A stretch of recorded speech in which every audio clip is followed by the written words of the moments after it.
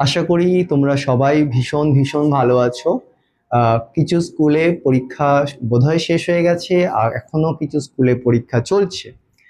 তো আজকে বেশ কিছুদিন পর আমি আবার তোমাদের সাথে আমরা অঙ্কের সমাধান করার জন্য আমি ক্লাস নিয়ে উপস্থিত হলাম।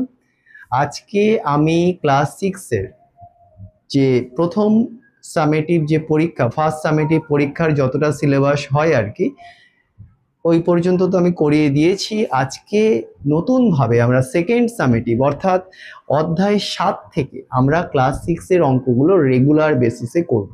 ঠিক আছে? তো যাদের পরীক্ষা হয়ে গেছে, যাদের অঙ্ক পরীক্ষা হয়ে গেছে, তোমরা কিন্তু কমেন্ট বক্সে জানিও যে তোমরা যারা ক্লাসগুলো নিয়মিত দেখছো, যারা দেখেছো এবং কোন অঙ্ক তোমাদের কমন এসছে, কোনগুলো জানা এসেছে, তোমরা সেটা জানাতে ভুলো না। এবং কাদের কাদের পরীক্ষা ভালো হয়েছে সেটাও কিন্তু তোমরা জানিও। তো চলো আজকে আমরা শুরু করি। আজকে ক্লাস 6-এর অধ্যায় 7-এর কোষে দেখি 7 এই অধ্যায়ের আমরা আজকে করব 2 থেকে 8 পর্যন্ত। ঠিক আছে? তো প্রথমে আমি 2-এর দাগের অঙ্কটা তোমাদেরকে দেখাই। পৃষ্ঠা নাম্বার যেটা 95 রয়েছে, তোমরা বইয়ের 95 পৃষ্ঠা নাম্বারটা খুলে একটু সবাই দেখো।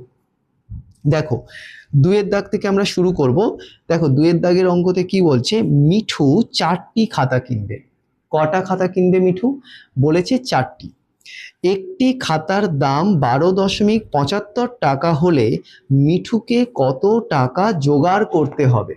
তো দেখো বলেছে মিঠু 4টে খাতা কিনবে। ধরো যদি আমি অঙ্কটা কিভাবে বোঝাই, 4টি খাতা,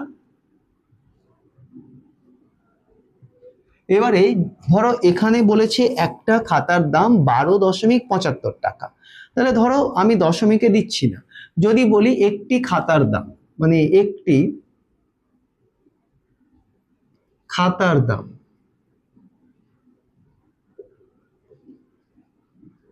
সমান 10 টাকা, নিচে লিখলাম। তো তোমাদের আমি এটা সমাধান করতে বলছি। ধরো মিঠু এখানে 4টে খাতা কিনবে, এবারে একটা খাতার দাম বলেছে 10 টাকা। তাহলে 4টে খাতা কিনতে গেলে মিঠুকে কত টাকা দোকানদারকে দিতে হবে? তোমরা সহজেই এর উত্তরটা বলে দেবে যে স্যার 40 টাকা। তো 40 টাকাটা কিভাবে পেলাম? দেখো একটা খাতা কিনতে যদি তাকে 10 টাকা দিতে হয়, তাহলে 4টে খাতা কিনতে কি বেশি টাকা দিতে হবে। বেশি মানে কি তোমরা জানো, গুণ করতে হয়। তাহলে 10 গুণ 4 সমান কত? 40 টাকা। তাহলে এটা মিঠুকে কি করতে হবে? 4টে খাতা কিনতে দিতে হবে, যদি এক একটা খাতার মূল্য হয় 10 টাকা করে। বোঝা গেল? এখানে বলেছে মিঠু 4টে খাতা কিনবে, এখানে কিন্তু তোমাদের দশমিক ভগ্নাংশে দিয়েছে, যেটা আমি দিইনি। বলেছি একটি খাতার দাম 12.75 টাকা। তাহলে 4টে খাতা কিনতে মিঠুকে কত টাকা জোগাড় করতে হবে? তার মানে কি করব আমরা? আমরা গুণ করব। তো গুণ করার আগে আমরা একটু অঙ্কটা লিখি, যে মিঠু খাতা কিনবে 4টি। তাহলে লিখবো মিঠু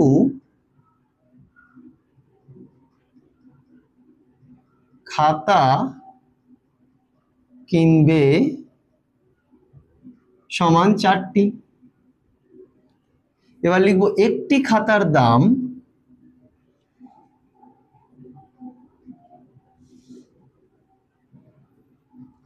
সমান, বইয়ে বলে দিয়েছে কত, 12.75 টাকা। তো জানতে চাইছে 4টে খাতা কিনতে মিঠুকে কত টাকা জোগাড় করতে হবে। তাহলে মিঠুকে নিশ্চয়ই অনেক বেশি টাকা জোগাড় করতে হবে। বেশি বলে কি আমরা গুণ করব। কাকে গুণ করব? একটা খাতার মূল্যকে যতগুলো খাতা কিনবে সেটা দিয়ে গুণ করব। তাহলে এখানে একটা খাতার মূল্য কত বলেছে? 12.75। তাহলে আমরা লিখব 12.75, তাকে গুণ করব কত দিয়ে? 4 দিয়ে। 4 কিন্তু সবসময় এখান থেকে বসাবে, এই দিক থেকে, অর্থাৎ আমরা কি করব? ডান দিক থেকে বসাবো, বাঁ দিকে কিন্তু নয়। তাহলে আমরা এবারে গুণটা করব। চলো করি। 4 দিয়ে গুণ করব, 4 5 কত? 20, শূন্য হাতে থাকে কত? 2। এখানে লিখছি আমি তোমাদের সুবিধার জন্য। 4 7 কত? 28, 28 আর 2 যোগ করলে কত হয়? 30, শূন্য মুছে দাও, আমি মুছে দিলাম, 30-এর শূন্য, হাতে থাকে কত 3, তো বসালাম, 4 2 কত হয় 8, 8 আর 3 কত 8 9 10 11, 11-র 1, হাতে থাকে কত 1, 4 1 4, আর এই একে হাতে যেটা আছে একে যোগ করলে কত 5। এবারে তোমরা অনেকেই হয়তো ভুল করো, সেই ভুলটা হচ্ছে যে স্যার দশমিক কোথায় বসাবো, কত ঘর পরে দশমিক বসাবো। দেখো ভালো করে তোমরা বুঝবে, ওপরে দেখো নিচে কিন্তু 4-এর আগে বা পর, 4-এর কিন্তু আগে কোনো দশমিক নেই। দেখো 4-এর আগে কিন্তু কোনো দশমিক নেই, তাহলে যখন দশমিক থাকবে না নিচের সংখ্যা, তাহলে দশমিক ধরারও দরকার নেই।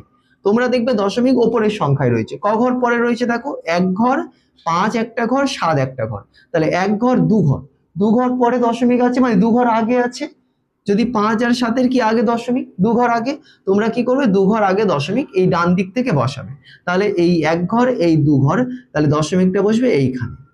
তাহলে তোমরা নিশ্চয়ই জানো যে দশমিকের পরে শূন্যের কিন্তু কোনো দাম থাকে না, তাহলে কত দশমিকের আগে কি থাকে টাকা, আর দশমিকের পরে কি হয় পয়সা, তাহলে এখানে কত দশমিকের আগে তো টাকা হয়, তাহলে মিঠুকে কত টাকা জোগাড় করতে হবে 51 টাকা।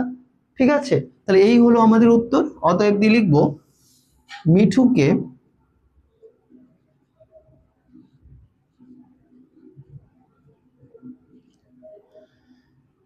51 টাকা জোগাড় করতে হবে, জোগাড়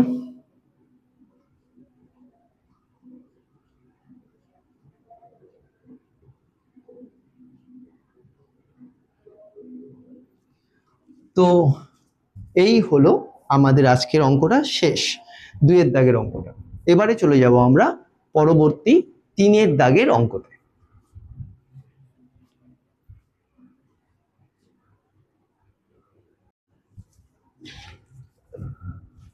তো দেখো এবারে আমি চলে এসেছি 3-এর দাগের অঙ্কতে। 3-এর দাগের অঙ্কটা কি বলছে তোমরা ভালো করে বুঝবে। রোজিনা বিবি তার জমির 0 বা 0.35 অংশে বাড়ি করেছেন, বাকি অংশের 0.25 অংশে ফুলের চাষ করেছেন। তিনি তার জমির কত অংশে ফুলের চাষ করেছেন হিসাব করি। মানে তোমাদের প্রশ্নে জানতে চাইছে যে রোজিনা বিবি তার জমির কতটা অংশে ফুলের চাষ করেছেন। চলো আমরা অঙ্কটাকে একটু অন্যরকম ভাবে বুঝে নিই। দেখো রোজিনা বিবির বলেছে একটা জমি আছে, ঠিক আছে না, এইরকম ধরে নাও একটা জমি আছে রোজিনা বিবির, এই জমিটার বলেছে বাড়ি করেছেন 0.35 অংশে। ধরে নাও এই জমিটার মধ্যে এতটা অংশ 0.35, এই অংশটাতে তিনি কি করেছেন বাড়ি করেছেন। ওকে, এবারে বলছে বাকি অংশ যেটা পড়ে আছে বাড়ি করার পরে, তাহলে বাড়ি করার পরে পড়ে আছে কি বাড়ি করেছেন এইটা, তাহলে এইটা করার পরে পড়ে আছে কি এই জায়গাটা, অর্থাৎ যে জায়গাটা পড়ে আছে সেই বাকি অংশর 0.2 অংশে, 0.2 অংশে তিনি কি করছেন, তিনি হচ্ছেন ফুল গাছ লাগিয়েছেন, ফুলের চাষ করেছেন। জানতে চাইছে যে তিনি তার জমির কত অংশে ফুলের গাছ লাগিয়েছে বা ফুলের চাষ করেছেন, সেটাই কিন্তু তোমাদের কাছে জানতে চাইছে। তো ব্যাপারটা খুবই পরিষ্কার, দেখো তোমাদের অঙ্কের মধ্যে একবারও কিন্তু বলে দেয়নি যে রোজিনা বিবির মোট কতটা জমি আছে, বলে কিন্তু দেয়নি, তোমরা জানো না রোজিনা বিবির জমিটা কতটা। এবারে তোমরা এই যে ডায়াগ্রামটা মানে এই যে চিত্রটা আমি এঁকেছি, তোমরা যদি এটাকে ভালো করে লক্ষ্য করো, রোজিনা বিবির একটা জমি আছে, ধরো এটা যদি জমি হয়, সেই জমিটার 0.35 অংশে বাড়ি করেছেন। বাকি যে অংশটা পড়ে আছে এটা বাড়ি করার পরে এই যে অংশটা পড়ে আছে, এই অংশটা কিন্তু পুরো ফুল চাষ করেনি, এই অংশের 0.2 অংশে ফুল গাছ লাগিয়েছে। জানতে চাইছে তিনি তার জমির কতটা অংশে ফুল গাছ লাগিয়েছে, এটা তোমাদের কাছে জানতে চাইছে। তাহলে তোমরা তো জানোই না যে রোজিনা বিবির জমিটা কত, তাহলে না জানলে তোমরা কি ধরে নেবে, 1 অংশ ধরতে হয়। তাহলে ধরি রোজিনা বিবির জমি সমান কত, 1 অংশ ধরে নেবে। ওকে, এবারে এই 1 অংশ যদি জমি হয়, এটা মোট অংশ ধরলে তোমরা, তার মধ্যে বাড়ি করছে 0.35, তাহলে বাকি অংশটা কত কি করে বের করবে, ধরো মোট জমি 1 অংশ, তার থেকে বাড়ি করছে 0.35, বাড়ি করা মানে কি এই জমিটা তো বাদ হয়ে যাচ্ছে, এটা তো আর কোনো কাজে লাগছে না। তাহলে যদি বাদ হয়ে যায় তাহলে কি করব, মোট জমি থেকে এটা বিয়োগ করলে বাকি অংশটা কতটা পড়ে আছে বের করতে পারবো। তো চলো আমরা ওইটুকু বের করি প্রথমে। তাহলে প্রথমে আমরা লিখব রোজিনা বিবির মোট জমি ধরি, লিখব ধরি রোজিনা বিবির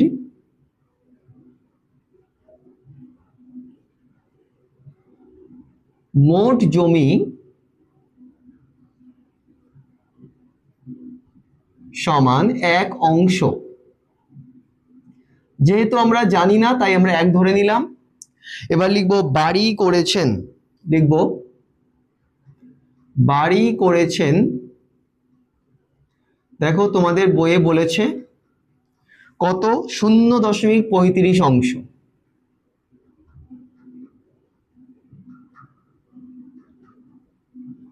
তাহলে মোট জমি তো এক অংশ, বাড়ি করেছেন 0.35 অংশ, তাহলে কতটা জমি পড়ে আছে কি করব, মোট জমি থেকে 0.35 অংশ কি করব, বিয়োগ করে দেব। তাহলে লিখব যে বাড়ি করার পরে জমি পড়ে আছে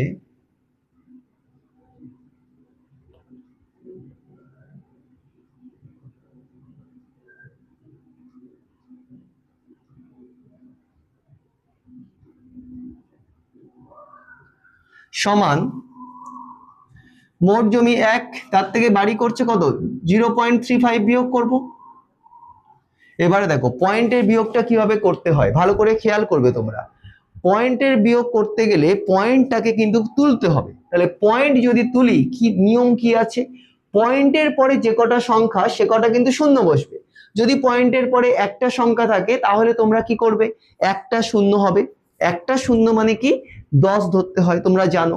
যদি পয়েন্টের পরে দুটো সংখ্যা থাকে তাহলে পয়েন্ট যদি তোলো তাহলে দুটো শূন্য ধরতে হবে। দুটো শূন্য মানে কি 100 হয়। যদি পয়েন্টের পরে তিনটে সংখ্যা থাকে তাহলে পয়েন্ট তুলে দিলে কি হয়, তিনটে শূন্য ধরতে হয়। তিনটে শূন্য মানে কি তোমরা জানো 1000। তাহলে এখানে দেখো খেয়াল করো পয়েন্টের পরে কটা সংখ্যা রয়েছে, দুটো। তাহলে পয়েন্ট যদি তুলে দিই তাহলে নিচে কত, তাহলে দুটো শূন্য মানে কত 100 নিচে হবে, ভাগ। এবারে আমরা বিয়োগটা করব। দেখো একের নিচে কিছু নেই মানে তো এক ধরবো। তাহলে 1 আর 100 যদি আমরা লসাগু করি, মানে এলসিএম বলছি, 1 আর 100 যদি লসাগু করি, লসাগু কত হবে 100 হবে। এবারে 100 কে নিচে তো আমরা 1 ধরেছি, যদি 100 কে আমরা 1 দিয়ে ভাগ করি কি হয় 100ই হবে। তোমরা যদি যদি বলি 2 কে 1 দিয়ে ভাগ করো কত হবে, 1 2 2 সেই সংখ্যাই হচ্ছে তাই না। তাহলে 100 কে যদি 1 দিয়ে ভাগ করি কি হয় 100 হবে। 100 এর সঙ্গে উপরের যে লব আছে তাকে গুণ করতে হয়, 100 একে 100 বিয়োগ 100 কে যদি 100 দিয়ে ভাগ করি কি হবে 1, 1 এর সঙ্গে উপরে আছে কি 35, কারণ সংখ্যার আগে জিরোর কোনো ভ্যালু নেই। তাহলে 1 এর সঙ্গে 35 এর গুণ করলে কত হবে 35। এবারে আমরা নিচে যেমন 100 বসে আছে বসে থাকবে। এবার 100 থেকে 35 বিয়োগ করলে তোমরা বিয়োগটা এখানে করবে, রাফে করলে কত হয় দেখো, বিয়োগটা করলে কত, 5 এর পরে শূন্য মানে 10, 5 এর পরে 10 তোমরা জানো 5 ঘর হয়, হাতে থাকে 1, নিচের সংখ্যার সাথে যোগ হয় একটা, 3 এ 1 হয় 4, 4 এর পরে শূন্য মানে বিয়োগে 10 ধরতে হয়, 4 এর পরে 10 হচ্ছে কত 6 ঘর, হাতে থাকে 1, 1 আর 1 বিয়োগ করলে হয় 0, তো বাঁদিকে শূন্যের কোনো দাম থাকে না। তাহলে কত হলো বিয়োগফল 65, তাহলে 65 লিখলাম। এবারে দেখো এটা কি ভগ্নাংশ বলতো, আমি বারবার তোমাদের বলেছি যে যখন ভগ্নাংশ কি কি হয়, একটা হয় প্রকৃত, একটা অপ্রকৃত আর একটা মিশ্র ভগ্নাংশ, তিনটে হয়। তাহলে এটা কোন ভগ্নাংশের মধ্যে পড়ছে তোমরা কমেন্ট বক্সে কিন্তু জানিও। তো এটা আমি তোমাদের উপর ছেড়ে দিলাম যে লব ছোট হর বড় কোন ভগ্নাংশে পড়ছে, তোমরা যারা অঙ্ক দেখছো তোমরা জানিও কমেন্ট বক্সে, ঠিক আছে। তাই এটা আমি বললাম না, দেখবো তোমরা কতজন পারো। তাহলে দেখো 65/100, এখানে কাটাকুটি গেলে কিন্তু কাটাকুটি করতে হবে, কারণ ভাগ করা যাবে না, কারণ লব ছোট হর বড়। যদি লব বড় হর ছোট হতো তাহলে ভাগ করতাম। তাহলে এটাকে কাটাকুটি করলে কত দিয়ে যায় দেখো, 5 দিয়ে যায়, 5 13 হয় 65, 5 20 হয় 100। তাহলে কত হচ্ছে 13 20 অংশ। তাহলে এটা আমাদের কি বেরোলো বলতো, 13 20 অংশটা কি বেরোলো, যে বাড়ি করার পর জমি কতটা পড়ে আছে তাই না। তাহলে বাড়ি করার পর জমি পড়ে আছে কত 13 20 অংশ। এবারে এই যে জমিটা 13-20 অংশ পড়ে আছে, এই জমিটার 0.2 অংশে ফুলের চাষ করেছেন, তাই না? তোমাদের বইয়ে বলেছে তো, তোমরা বইটা দেখবে। যে জমিটা পড়ে আছে তার 0.2 অংশে ফুলের চাষ করেছেন। তাহলে জমি পড়ে আছে কতটা? 13-20। এবারে তাহলে ফুলের চাষ করেছেন কত? তাহলে লিখবো ফুলের চাষ করেছেন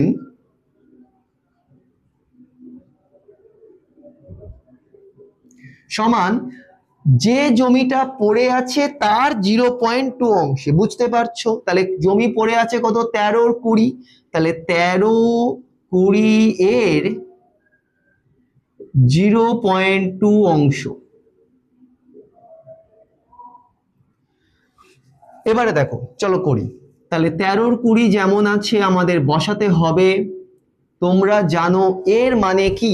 এর মানে হয় কি বলতো? গুণ 0.2। এবারে আমাদের কাজ কি হবে? পয়েন্টটাকে তুলে দেওয়া। পয়েন্ট তুলে দিলে কি হবে? পয়েন্টের পরে যে কটা সংখ্যা সে কটা শূন্য। এখানে পয়েন্টের পরে দেখতে পাচ্ছ কটা সংখ্যা? একটা। তাহলে একটা শূন্য মানে কত? 10 হবে। এবারে তোমাদের কি করতে হবে? কাটাকুটি। তো তোমরা জানো গুণ আমি তোমাদের আগে অনেকগুলো গুণ শিখিয়েছি, ভাগও শিখিয়েছি। তো গুণে কাটাকুটি কিরকম হয়? ভাগেও কোনাকুনি হয়, ওপর নিচ হয়। তাহলে এখানে দেখো দুই শূন্যর তো এদিকে কোনো দাম নেই। 2 কততে 20? 2 আর 20 যায়, 2 10-এ হয় 20, তাই না? এবার দেখো আর তো 13 দিয়ে 10 কাটাকুটি যায় না। তাহলে ওপরে কে পড়ে আছে? শুধু 13। আর নিচে কে কে আছে? 10 আর 10, 10 10-এ কত হয়? 100। তাহলে দেখো এটাকে বলেছে আমাদের যে কত অংশে ফুলের চাষ করেছেন, 13-100। তোমরা এটাকে লিখতে পারো, কিন্তু ব্যাপারটা হচ্ছে যেহেতু দশমিকে ছিল তোমরা এটাকে দশমিকে নিয়ে যাবে, ঠিক আছে? তো দেখো লব ছোট হর বড়, তার মানে ভাগ করতে হবে আমাদের। আমি এটাকে একটু রাফ করার জন্য একটু জায়গাটাকে বাড়িয়ে নিচ্ছি। তাহলে 13-কে 100 দিয়ে ভাগ করব। তো ভালো করে খেয়াল করো, 13-কে 100 দিয়ে, অর্থাৎ এটাকে ভাজক, এটা ভাজ্য, ভাজ্যকে বড় সংখ্যা ভাজক দিয়ে ভাগ করা যায় না। তাহলে 13-কে ভাগ করতে গেলে 100 দিয়ে কি করতে হবে? 0 দিয়ে, পয়েন্ট দিয়ে একটা 0 আনতে হবে। 130 এবার আমরা নিয়ে যেতে পারবো, কারণ আমরা কি জানি? একটা নিয়ম হচ্ছে ভাগের, যে ভাজ্য কিন্তু সবসময় ভাজকের থেকে বড় হতে হবে। ভাজ্য কার থেকে বড় হবে? ভাজকের থেকে। তাহলে এখানে ভাজ্য ছিল কিন্তু 13 আর ভাজক হচ্ছে 100। এখানে কিন্তু ভাজক ভাজ্যর থেকে বড়, তাহলে ভাগ করা যাবে না। কন্ডিশন একটা, শর্ত একটা, ভাজ্য হতে হবে ভাজকের থেকে বড়।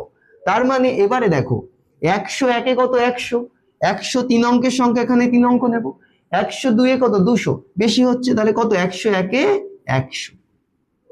এবারে বিয়োগ করতে হয়, তোমরা জানো 0 0 বিয়োগ করলে 0, 0 থেকে 3 বিয়োগ করলে 3, একে একে 0।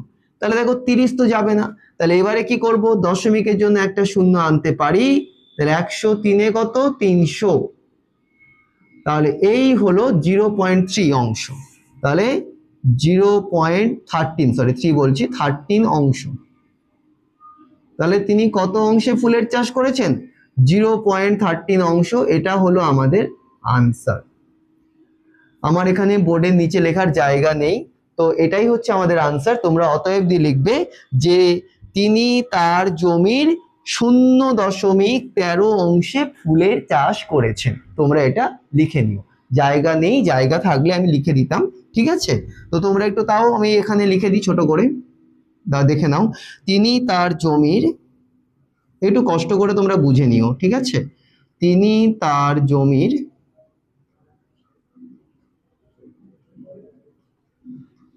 0.13 অংশে ফুলের চাষ করেছেন।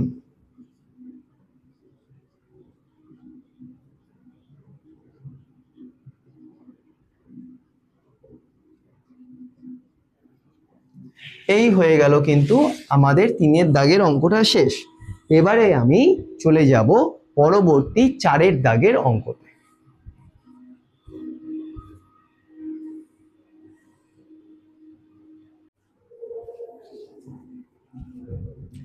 তো দেখো এবারে আমি করব 4-এর দাগের অঙ্ক। 4-এর দাগের অঙ্কটা কি বলছে? ভালো করে বুঝবে তোমরা, আর বইটা অবশ্যই তোমরা দেখবে। দেখো, আমার কাছে 150 টাকা আছে, আমি আমার টাকার 0.3 অংশ দিয়ে খাতা কিনলাম এবং আমার টাকার 0.4 অংশ দিয়ে গল্পের বই কিনলাম। এখন আমার কাছে কত টাকা পড়ে আছে? দেখো, এখানে তোমাদের বলেছে অঙ্কে আমার কাছে আছে 150 টাকা, সেই টাকার 0.3 অংশ দিয়ে খাতা কিনলাম, ওকে, এবং আমার টাকার 0.4 অংশ দিয়ে গল্পের বই কিনলাম। জানতে চাইছে এগুলো কেনার পর, অর্থাৎ খাতা এবং গল্পের বই কেনার পরে আমার কাছে কত টাকা পড়ে আছে। তো চলো আমরা অঙ্কটা করি। তো দেখো, অঙ্কটা একটু অন্যরকম ভাবে বুঝবো আমরা। ধরো তোমাদের যদি আমি বলি, ধরো তোমরা কেউ দোকানে গেলে, দোকানে গিয়ে তোমাদের কাছে ছিল ধরো 100 টাকা, তোমাদের কাছে মোট ছিল 100 টাকা। এবারে ধরো তোমরা কেউ 100 টাকা থেকে খাতা কিনলে, ধরো খাতা কিনলে তোমরা 40 টাকা, ওকে, আচ্ছা, পেন কিনলে 20 টাকা।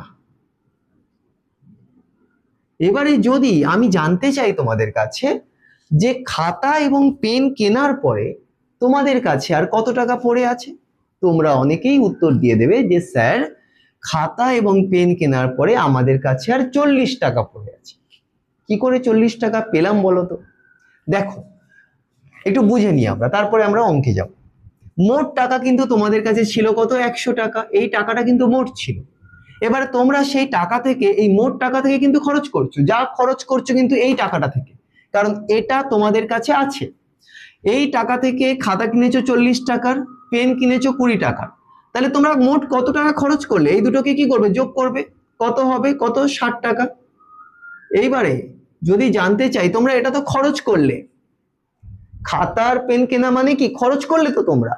এবারে যদি আমি জানতে চাই তাহলে কত টাকা পড়ে আছে, তোমরা কি করবে? এবারে মোট টাকা থেকে যেটা বাদ গেছে, খরচ মানে তো বাদ, তাহলে মোট টাকা থেকে যেটা খরচা করেছো সেটা কি করবে? বিয়োগ।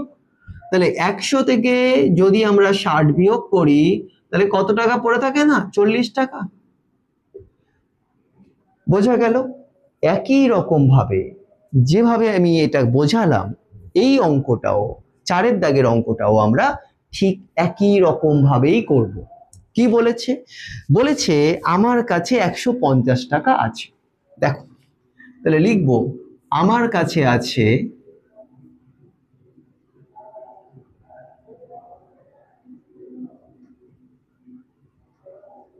150 টাকা। এবারে বলছে আমি খাতা কিনলাম আমার টাকার 0.3 অংশ দিয়ে, তার মানে আমি খাতা কিনলাম, তাহলে লিখলাম খাতা কিনলাম, এখানে লিখবো খাতা কিনলাম সমান আমার টাকার 0.3 অংশ। আমার টাকা মানে কি? আমার কাছে যে টাকাটা ছিল, তাহলে আমার কাছে আছে ছিল কত টাকা? 150 টাকা। তাহলে খাতা কিনলাম মানে কি? এই টাকাটার 0.3 অংশ দিয়ে। তাহলে কার 0.3? 150 এর 0.3। এবারে দেখো, 150 যেমন আছে বসে গেল, এর কথাটার মানে কি তোমরা জানো? গুণ 0.3।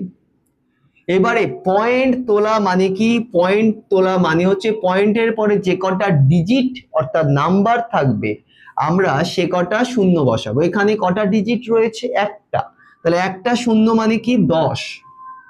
এবারে তোমাদের কি করতে হয়? কাটাকুটি। তোমরা জানো যে 150কে 10 দিয়ে কাটলে কি হয়? 10 15 150। তোমরা এখানে আরেকটাও কাজ করতে পারো, আমি একটু এখানে দেখিয়ে দিই যে 150 আছে তো গুণ 3-এর 10, কারণ এই দশমিক তুলে দিয়েছি আমি, তো 3-এর 10ই আমি লিখবো। তোমরা এই জায়গায় করতে পারো, এখানে এর শূন্য কেটে দিতে পারো। আমি 10 দিয়ে 15কে 150কে কাটলাম, তোমরা সেটা না করে এই শূন্য কাটতে পারো, নিচে 1-এর তো কোনো ভ্যালু থাকে না, তো 3×15 হয় কত, 45। বোঝাতে পারলাম? তোমরা এভাবেও করতে পারো।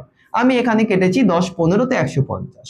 এবারে 15×3 পড়ে আছে, 3×15 কত, 45 কি হলো, টাকা। তাহলে বোঝা গেল। তাহলে খাতা কিনলাম কত টাকা দিয়ে, 45 টাকা দিয়ে। বোঝাতে পারলাম? এবারে আমরা কি বের করব বলো তো?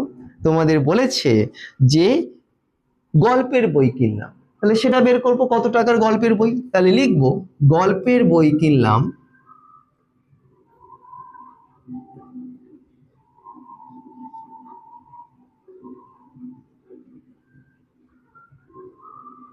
কত, বলেছে দেখো গল্পের বই কিনলাম আমার টাকার 0.4 অংশ দিয়ে। আমার টাকা, বারবার বলছে আমার টাকা মানে কি, যেটা আমার কাছে প্রথমে ছিল 150 টাকা, তাহলে 150 টাকার 0.4 অংশ, এটা লিখবো। তাহলে লিখবো 150 টাকার 0.4 অংশ। এখানে অংশটা তোমরা লিখবে।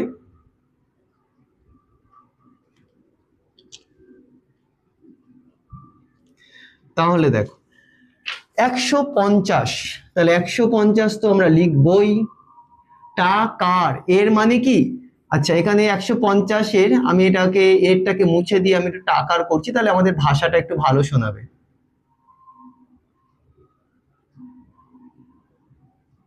তাহলে 150 টাকার, এর মানে কি হয়, গুণ 0.4।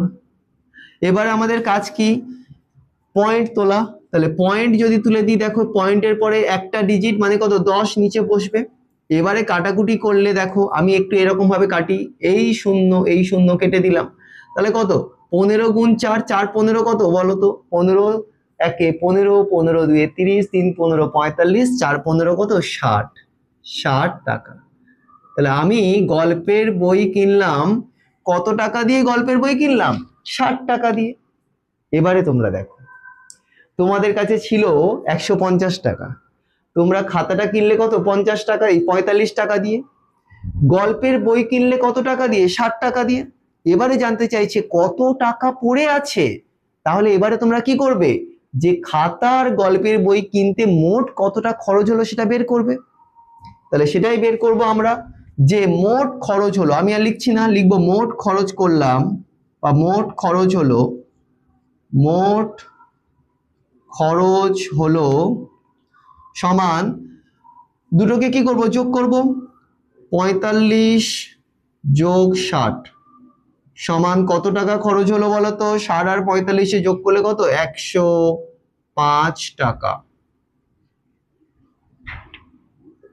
জানতে চাইছে তাহলে এই টাকাটা তো খরচ হলো, তাহলে জানতে চাইছে তোমাদের এখন আমার কাছে কত টাকা পড়ে আছে। দেখো আগে আমার কাছে ছিল কত টাকা, 150 টাকা, সেখান থেকে আমি খরচা করলাম কত টাকা, 105 টাকা। তাহলে আর কত টাকা পড়ে আছে, মোট টাকা থেকে যেটা খরচা করলাম সেটা কি করব, বিয়োগ করে দেব, তাই না? তাহলে লিখবো আমার কাছে পড়ে আছে, তাহলে লিখবো এখন আমার কাছে পড়ে আছে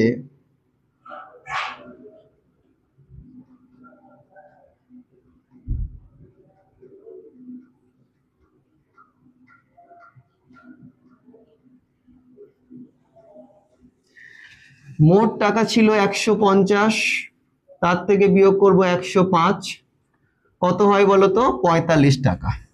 তোমরা এটা বিয়োগটা করবে, আমি ডাইরেক্ট লিখে দিচ্ছি যে আমার কাছে পড়ে আছে কত টাকা, 45 টাকা।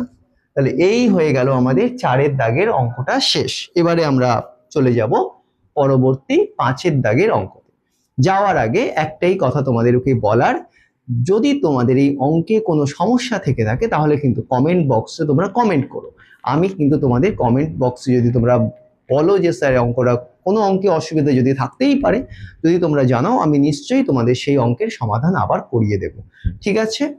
আর তোমাদের কিন্তু পরীক্ষার রেজাল্ট বেরোলে কেমন রেজাল্ট হলো সেটা কিন্তু জানাতে ভুলো না কমেন্ট বক্সে। তো চলো এবারে চলে যাই আমরা পরবর্তী 5 দাগের অঙ্কতে।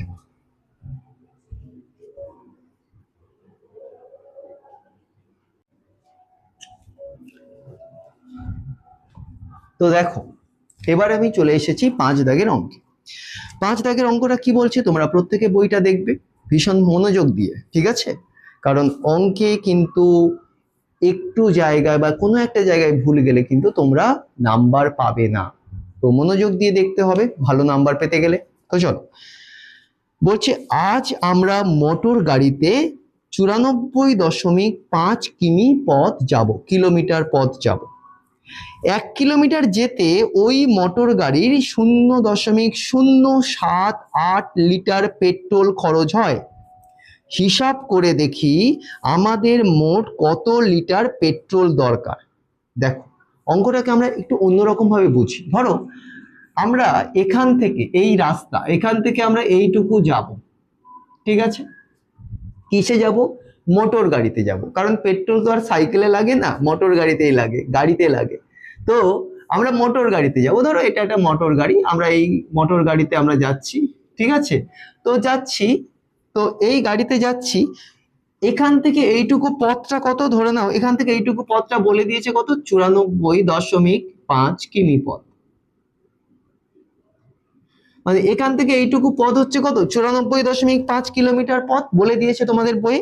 বলছে 1 কিলোমিটার যেতে ওই মোটর গাড়ির পেট্রোল খরচ হয় কত, 0.078 লিটার। তাহলে 1 কিলোমিটার মানে ধরে নাও এখান থেকে এইটুকু হচ্ছে 1 কিলোমিটার, ঠিক আছে? মানে এখান থেকে এইটুকু তো 94.5 কিমি। এবার হচ্ছে 1 কিলোমিটার যেতে, 1 কিলোমিটার যেতে ওই মোটর গাড়ির পেট্রোল খরচ হচ্ছে কত, 0.078 লিটার। ধরে নাও এইটুকু 1 কিলোমিটার, মানে এইটুকু যেতে খরচা হচ্ছে কত, 0.078 লিটার পেট্রোল। তো ভালো করে খেয়াল করো, আমরা মোটর গাড়িতে যাব, ধরো এখান থেকে এইটুকু পথ হচ্ছে কত, 94.5 কিলোমিটার যাব। এবারে 1 কিলোমিটার যেতে খরচা হচ্ছে এত লিটার পেট্রোল, তাহলে এই 94.5 কিলোমিটার পথ যেতে আমাদের বেশি পেট্রোল খরচ হবে না কম পেট্রোল খরচ হবে? তো দেখো মোটর গাড়িটার যতটা রাস্তা যাবে তার দূরত্ব 94.5, এত কিলোমিটারের মধ্যে 1 কিলোমিটার যেতে খরচা হচ্ছে এই লিটার, তাহলে এত কিলোমিটার যাবে নিশ্চয়ই অনেক বেশি পেট্রোল খরচ হবে। আর বেশি হলে কি করতে হয় তোমরা জানো, কি করতে হয়? গুণ করতে হয়। তাহলে আমরা অঙ্কটাকে করি এবারে, আশা করি তোমরা বুঝতে পেরেছো। চলো এবারে করি। তাহলে লিখবো আমরা মোটর গাড়িতে যাব, তাহলে লিখি একটু, আমরা মোটর গাড়িতে যাব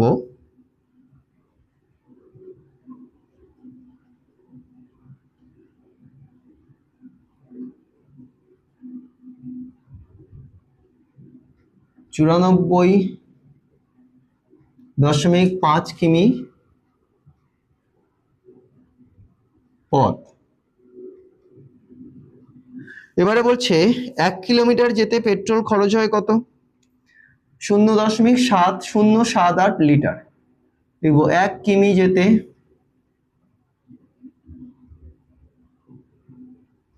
পেট্রোল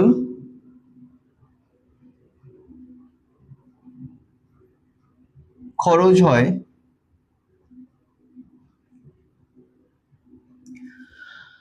0.078 লিটার, 0.078 লিটার। তাহলে 1 কিলোমিটার যেতে আমাদের পেট্রোল খরচ হচ্ছে 0.078 লিটার। তোমাদের জানতে চাইছে আমাদের মোট কত লিটার পেট্রোল দরকার।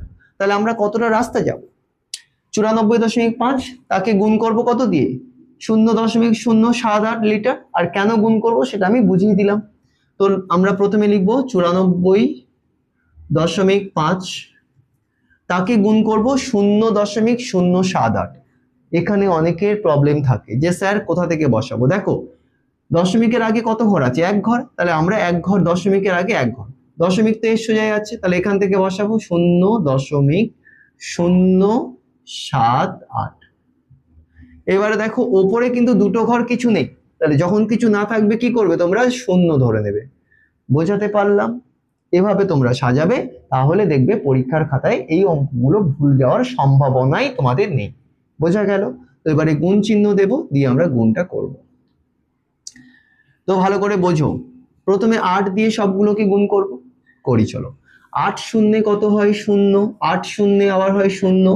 8 5-এ কত? 40-এর 0, হাতে থাকে 4, তাহলে 4টা আমরা লিখছি।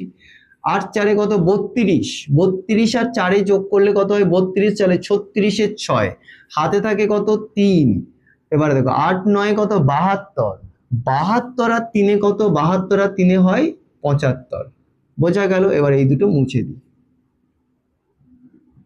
যাতে তোমাদের বুঝতে সুবিধা হয়। বোঝা গেল এইটুকু? এবারে আমরা চলে যাচ্ছি পরবর্তী স্টেপে। এবারে কি করব? এখানে একটা গুণ চিহ্ন দেব। তো 8 দিয়ে তো করে ফেললাম, এবারে কোনটা দিয়ে করব?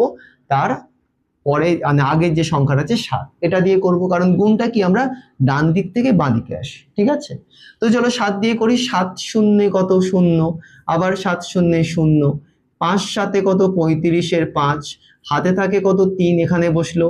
7 4-এ কত? 28। 28 আর 3-এ কত? 31-এর 1, হ্যাঁ, হাতে থাকে কত? 3। 7 9 কত বলো তো? 7 9 কত? 7-এর নামটা গোনো, বা 9-এর নামটা যে কোনো একটা গোনো। 9 5-এ 5 9 45, 6 9 54, 7 9 কত? 63। 63 আর 3-এ কত হয়? 63 আর 3-এ হয় 66।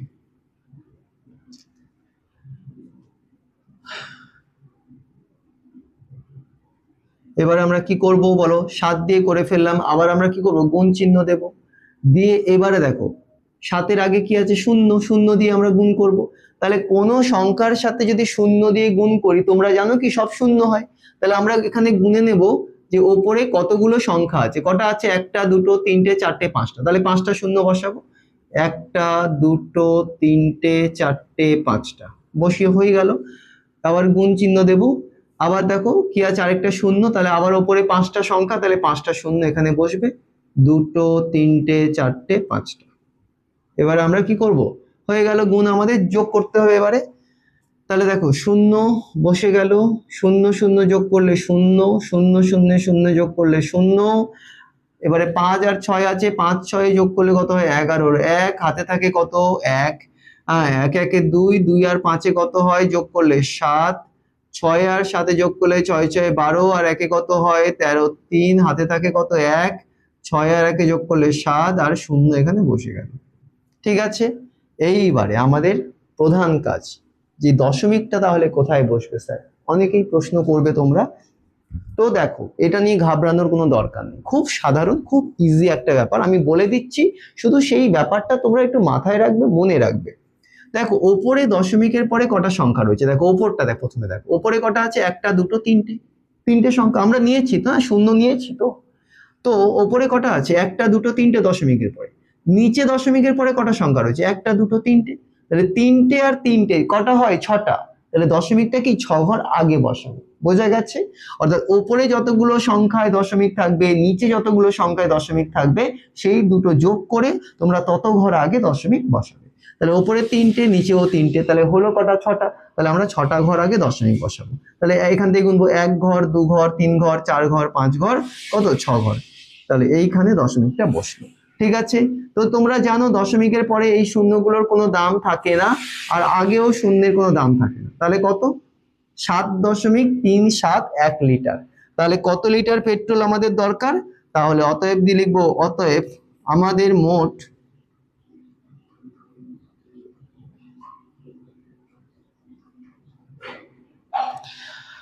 7.371 লিটার পেট্রোল দরকার।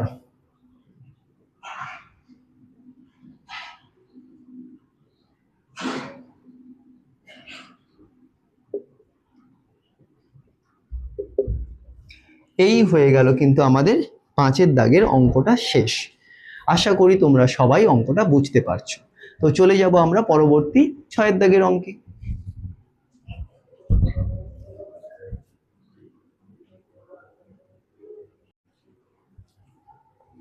তো এবারে আমি চলে এসেছি 6-এর দাগের অঙ্কে। তো 6-এর দাগের অঙ্কটা চলো পড়ি কি বলছে। আলিশার দাদা বাড়ি থেকে সাইকেলে চেপে শিবপুর লঞ্চ ঘাটে পৌঁছতে 1.4 ঘন্টা সময় নিল।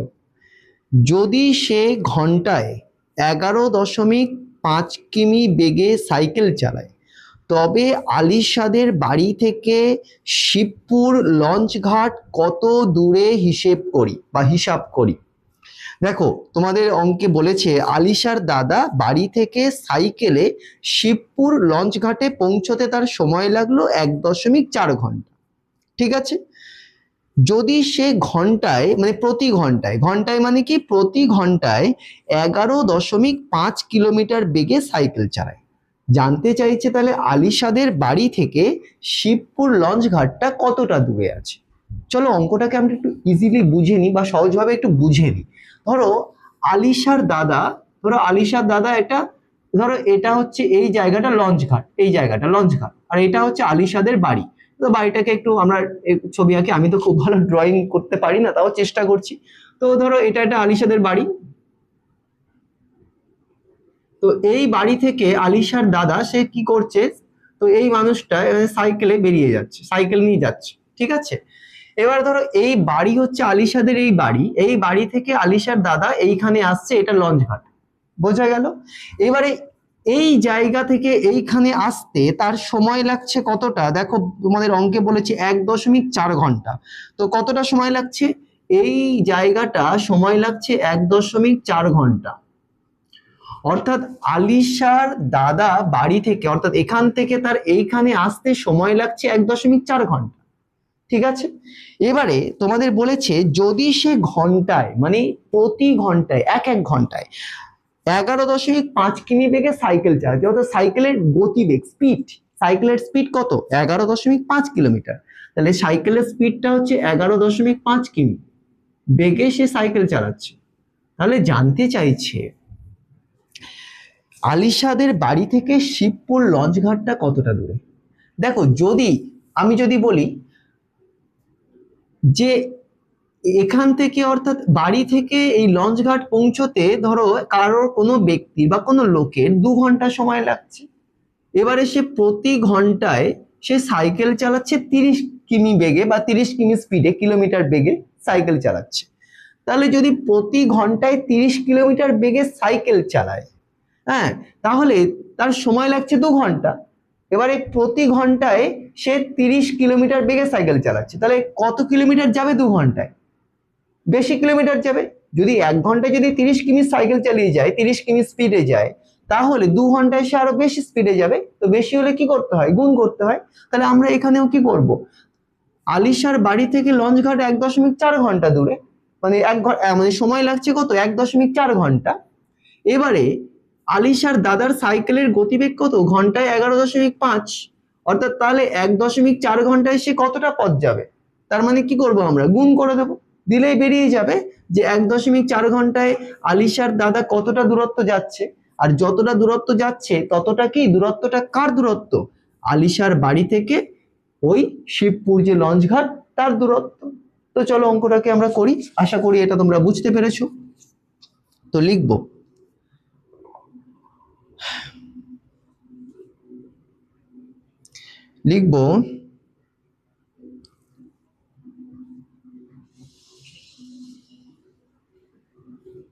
আলিশার বাড়ি থেকে শিবপুর লঞ্চ ঘাটে পৌঁছতে সময় লাগে, আলিশার বাড়ি থেকে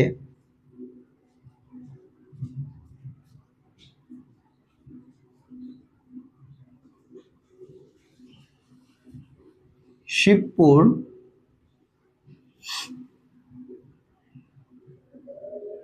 লঞ্চ ঘাট পৌঁছতে সময় লাগে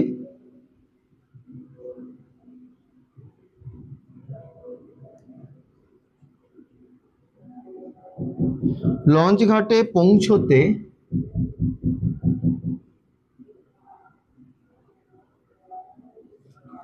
সময় লাগে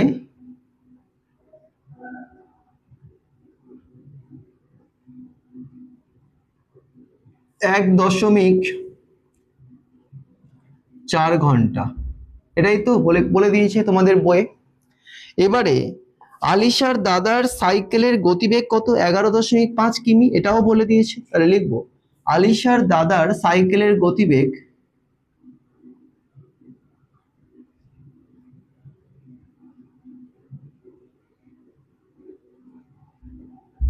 সাইকেলের গতিবেগ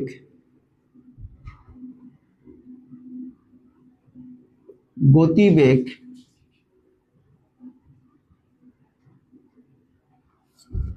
প্রতি ঘন্টায়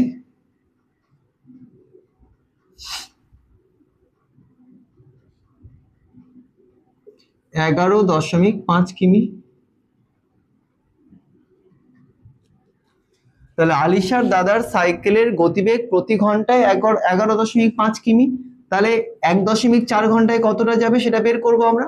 1.4 ঘন্টায় সে যাবে কতটা? নিশ্চয়ই 1 ঘন্টায় যদি 11.5 কিমি যায়, প্রতি মানে কি এক ঘন্টা। তাহলে 1 ঘন্টায় যদি 11.5 কিমি যায়, তাহলে 1.4 ঘন্টায় বেশি যাবে। বেশি হলে কি করতে হয়? গুণ। তাহলে 11.5 কে কত দিয়ে গুণ করব?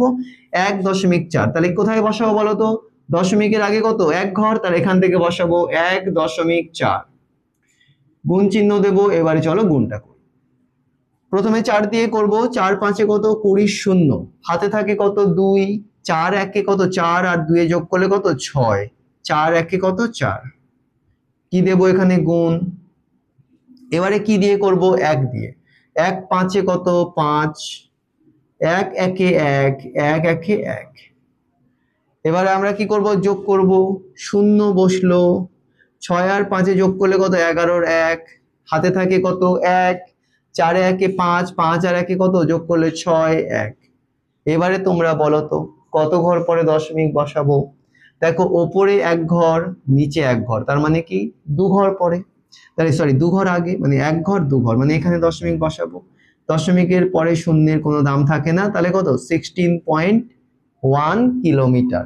তাহলে আলিশার বাড়ি থেকে লঞ্চ ঘাটের দূরত্ব কত? 16.1 কিলোমিটার। তাহলে লিখবো অতএব দিয়ে আলিশার বাড়ি থেকে লঞ্চ ঘাটের দূরত্ব,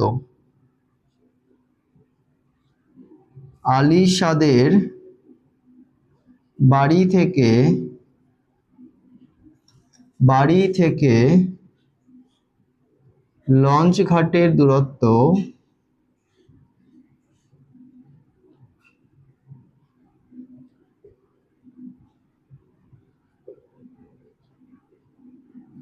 16.1 কিমি বা কিলোমিটার, আমি কিমি লিখছি। তাহলে এই কিন্তু হলো তোমাদের 6 দাগের অঙ্কটা শেষ। এবারে আমি চলে যাব পরবর্তী 7 দাগের অঙ্ক।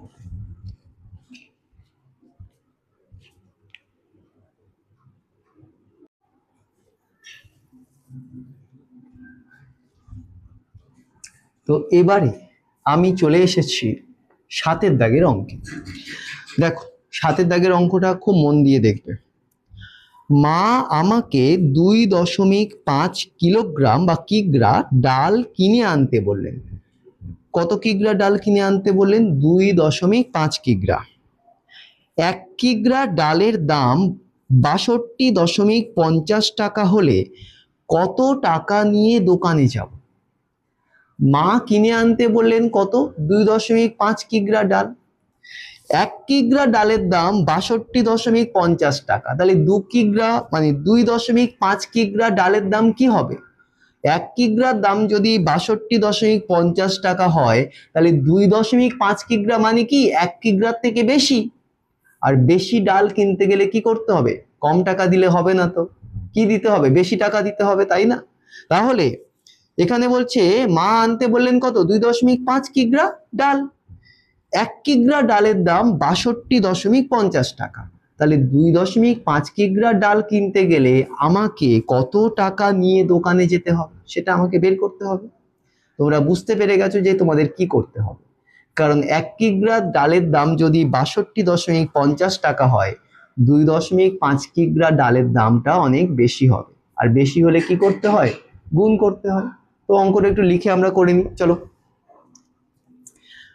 তো মা আমাকে আনতে বললেন, লিখবো মা আমাকে আনতে বললেন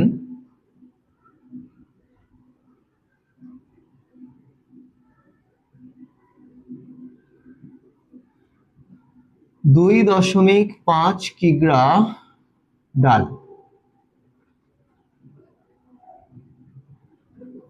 এবারে বইয়ে বলেছে 1 কিগ্রা ডালের দাম কত?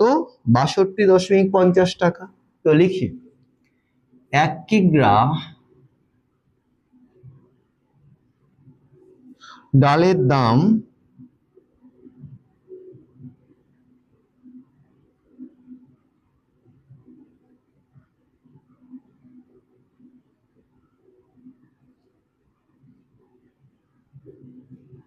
তাহলে আমাকে কত টাকা নিয়ে দোকানে যেতে হবে? কি করব আমরা? বেশি টাকা নিয়ে যেতে হবে, তার মানে গুণ করব। তাহলে কি করব? 62.50 টাকা লিখতেও পারো, নাও লিখতে পারো। তাকে গুণ করব 2.5 দিয়ে। তাহলে 2টা কোথায় লিখবো? দশমিকের আগে 1 ঘর, মানে এখান থেকে লিখবো 2.5। তাহলে এখানে গুণ চিহ্ন দেব। তোমরা এখানে শূন্য ধরতেও পারো, নাও ধরতে পারো, ঠিক আছে, আমি ধরছি না। তো প্রথমে 5 আছে, 5 দিয়ে ওপরেরটা গুণ করব। তো 5 শূন্যে কত হবে? 0। 5 5-এ কত হয়? 25-এর 5। হাতে থাকে কত? 2। 5 2-এ কত? 10। 10 আর 2-এ যোগ করলে কত হয়? 12 2। হাতে থাকে কত? 1। 5 6-এ কত? 30।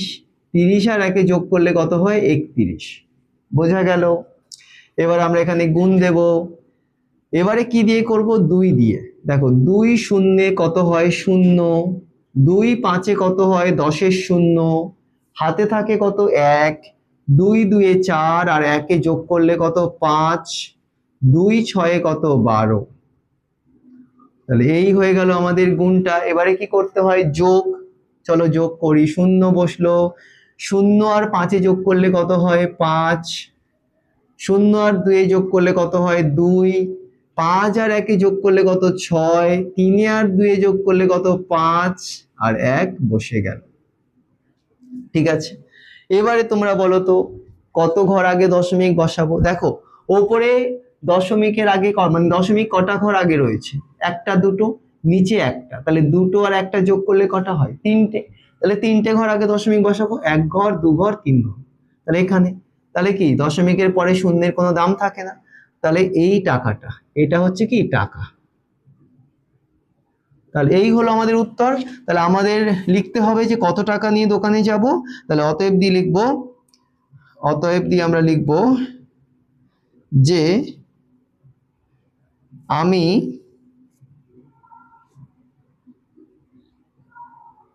156.25 টাকা নিয়ে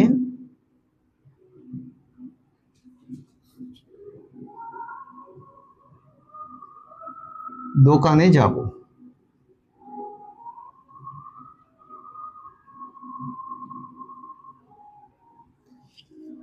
এই হলো কিন্তু আমাদের 7-এর দাগের অঙ্কটা শেষ। এবারে আমরা আজকের ক্লাসের একদম শেষ অঙ্ক অর্থাৎ 8-এর দাগের অঙ্কতে চলে যাব। আশা করি তোমরা 7 পর্যন্ত অঙ্ক বুঝতে পেরেছো। তাও যদি তোমাদের কারোর যদি কোনো ডাউট থেকে থাকে তোমরা কিন্তু সেটাকে কমেন্ট বক্সে জানাবে। পরবর্তী সময়ে আমি তোমাদের জন্য ডাউট ক্লিয়ারিং ক্লাস আনবো, যেখানে তোমরা তোমাদের ডাউটগুলো জিজ্ঞাসা করতে পারবে এবং সেই ডাউটগুলো আমি তোমাদের ক্লিয়ার করে দিতে পারবো। তো ঠিক আছে, চলো আজকে আমরা চলে যাই, আমি চলে যাই তোমাদের ক্লাসের একদম শেষ অঙ্ক 8-এর দাগের অঙ্ক।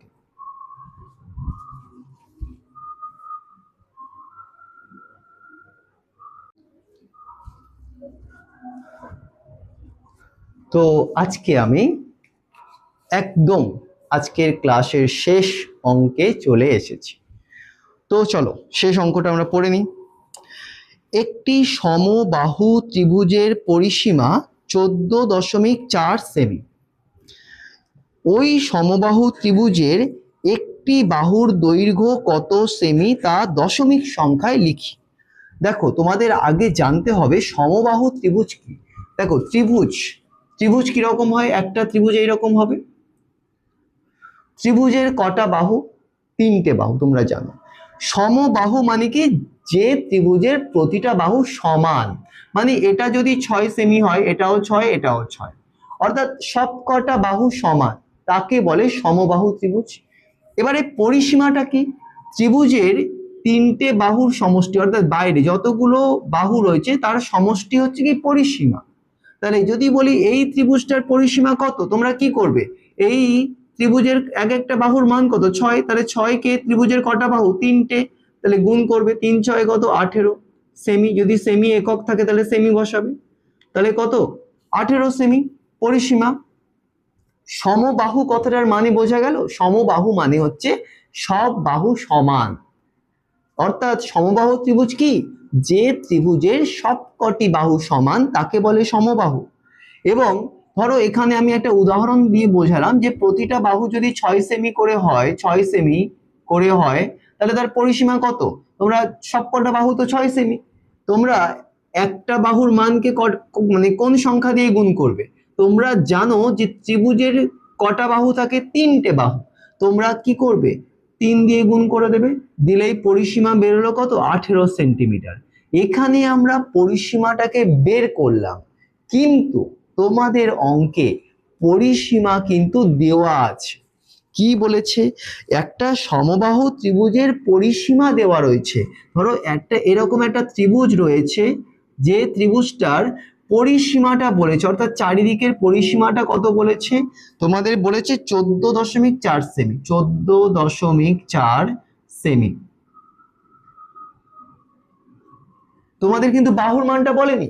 আমি যেমন ওপরে বাহুর মান বলেছি, পরিসীমাটাকে বের করেছি, এখানে কিন্তু তোমাদের পরিসীমা বলেছে, বাহুর মানটা বলেনি। অর্থাৎ এখানে তোমাদের বলছে ওই সমবাহু ত্রিভুজের একটি বাহুর দৈর্ঘ্য কত সেটা তোমাদের বের করতে হবে। দেখো, অর্থাৎ একটি বাহুর দৈর্ঘ্য, এই এক একটা বাহুর দৈর্ঘ্য কত সেটা আমাদের কিন্তু এখানে বের করতে হবে। বোঝাতে পারলাম? এখানে আমরা কি করলাম, আমি এখানে তোমাদের বাহুর দৈর্ঘ্য বলে দিলাম, পরিসীমা কি করে বের করতে হয়, পরিসীমা কিভাবে বের করতে হয়, সমান চিহ্ন এখানে দিলাম, বুঝে নিও। পরিসীমাটা কিভাবে বের করতে হয় সেটা আমি তোমাদের বুঝিয়ে দিলাম। অর্থাৎ প্রতিটা বাহুর দৈর্ঘ্য, সমবাহু ত্রিভুজ মানে কি, যেসব ত্রিভুজের প্রতিটা বাহুর দৈর্ঘ্য সমান তাকে সমবাহু বলে। আর এখানে এই ত্রিভুজটার প্রতিটা বাহু 6 সেমি করে আছে, তাহলে পরিসীমা বের করতে গেলে কি করব, আমরা একটা বাহুকে, যে কোনো একটা বাহুর মানকে আমরা কি করব, ত্রিভুজের তিনটে বাহু 3 দিয়ে গুণ করে দেব, দিলেই পরিসীমা বেরিয়ে যাবে। এবারে এখানে কিন্তু বলেছে তোমাদের উল্টোটা, পরিসীমা বলেছে, বাহুর মান জানতে চাইছে। তো কি করবে, চলো আমরা লিখি যে পরিসীমা সমান, পরিসীমা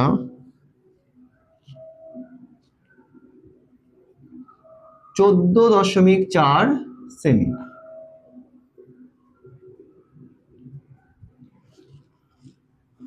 এবারে তাহলে পরিসীমা 14.4 সেমি, কার পরিসীমা, সমবাহু ত্রিভুজের পরিসীমা। তাহলে সমবাহু ত্রিভুজের পরিসীমা, আচ্ছা আমি এটা লিখিনি, সমবাহু ত্রিভুজের পরিসীমাটা লেখা উচিত ছিল আমার, এটা লিখিনি, তো চলো একটু লিখে নিই। সমবাহু ত্রিভুজের পরিসীমা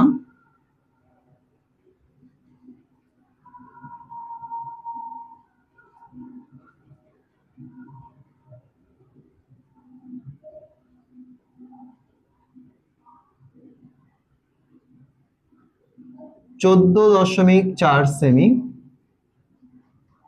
এবারে জানতে চাইছে একটি বাহুর দৈর্ঘ্য কত। দেখো পরিসীমা মানে কি, তিনটে বাহুর সমষ্টি নিয়ে পরিসীমা, কারণ ত্রিভুজের তিনটে বাহু থাকে তোমরা সবাই জানো।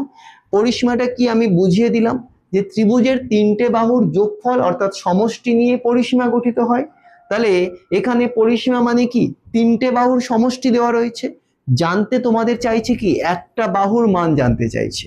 আচ্ছা বলো তো, পরিসীমা তো এখানে বলেছে 14.4 সেমি, তিনটে বাহুর মান বলে দিয়েছে, মানে সমষ্টি বলেছে। তিনটে বাহুর সমষ্টি থেকে যদি আমরা একটা বাহুর মান বের করি, কি হবে, মানটা বেড়ে যাবে না কমে যাবে? অবশ্যই কমে যাবে। কমে গেলে কি করতে হয়, বেড়ে গেলে যেমন গুণ করতে হয় বেশি, আর অনেকটা কমে গেলে কি করতে হয়, ভাগ করতে হয়। তাহলে আমরা একটা বাহুর মান বের করতে গেলে কি করব, পরিসীমাকে কি দিয়ে ভাগ করব, তিনটে বাহু 3 দিয়ে ভাগ করে দেব, দিলেই আমরা একটা বাহুর মান বের করতে পারবো। ঠিক আছে, তো চলো আমরা করি। সমবাহু ত্রিভুজের একটি বাহুর দৈর্ঘ্য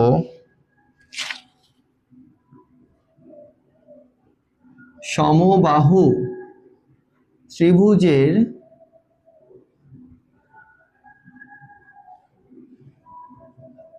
একটি বাহুর দৈর্ঘ্য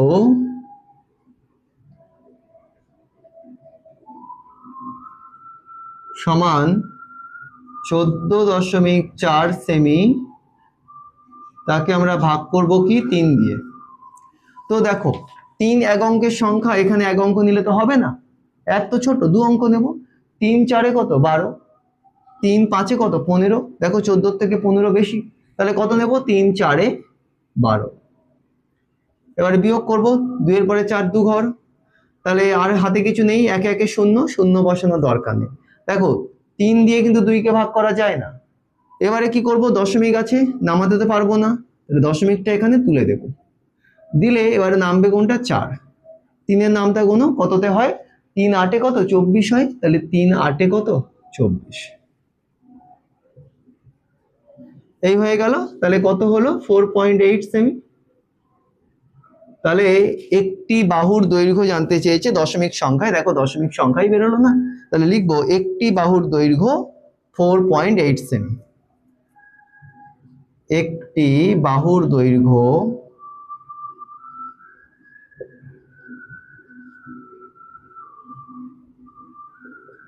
4.8 সেমি। এই হলো আমাদের আজকের ক্লাসের সমস্ত অঙ্ক, মানে যে আমরা বলেছিলাম 2 থেকে, আমি বলেছিলাম তোমাদের যে 2 থেকে 8 পর্যন্ত অঙ্ক তোমাদের করে আমি দেখাবো। তো আজকের আমি ক্লাস 2 থেকে 8 পর্যন্ত অঙ্ক করিয়ে দিলাম। আশা করব তোমরা প্রত্যেকে বুঝতে পেরেছো। সবাই খুব ভালো থেকো। Thank you so much for watching the class today.